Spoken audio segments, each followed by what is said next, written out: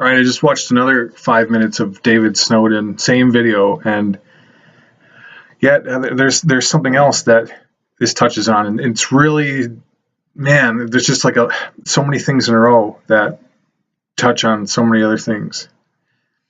So he's talking crap on Six Sigma, but from what I know from my dad, who's a Six Sigma black belt at Johnson Controls,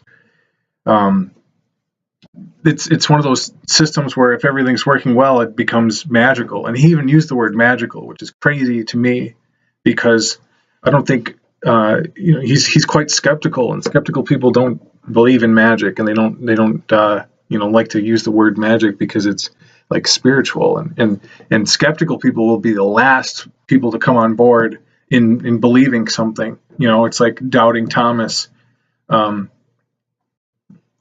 in the Bible, where he's the last one to believe that Jesus resurrected.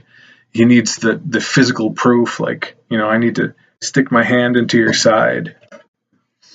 So yeah, and okay, this touches on isomorphism too, because I've been in the process of, and I haven't fit this, but it had the idea to turn a Six Sigma model into a Socionic model.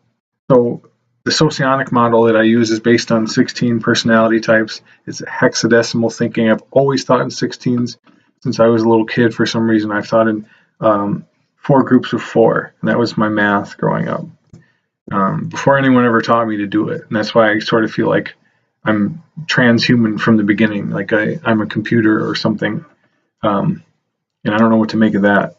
But anyway, Socionic, 16 people working in a human perpetual motion machine, where everyone has their own supervisor and supervisee, and you can build one Socion of 16 people, and it's like this self-propelling Merkabah, this self-propelling human system, and it's theoretically elegant, and some people say it's too elegant to be real, but a lot of elegance turns out to be real, man.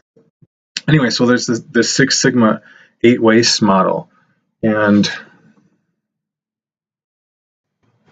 all right, I've got it's lean Six Sigma 8 wastes. So even lean Six Sigma is these things coming together. It's like all these different kinds of business magic all coming together, and I'm trying to figure out another one. Okay, so Socionics 16, 8 wastes is 8.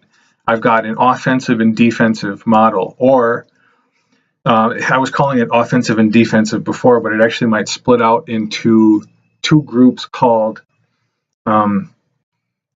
there's the inner circle, what I think of as the dogs, and these personality types are what's called social stabilizers, and then on the outside there's social rejuvenators, which is the same thing as innovators. Rejuvenation in Socionics, out of the Ashra Agustinavičiūtė Lithuanian studies, rejuvenation, I believe, is the same thing as innovation when it comes to entrepreneurship.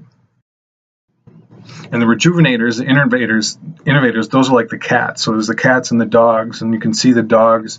They're on the inside, and they form into tight knit groups more easily. But the cats, it's like, that's why they say herding cats. They're hard to get them together, but within this system, it is possible.